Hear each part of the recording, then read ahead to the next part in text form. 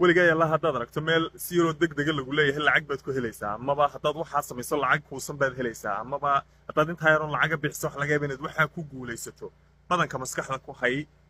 waa scam oo maaragtay in lagu dhacaa la doonaya scam markaan ka sheegaya waxaan ka hadlayaa in lagu dhaco oo lagu khiyaameeyo ayaa la rabaa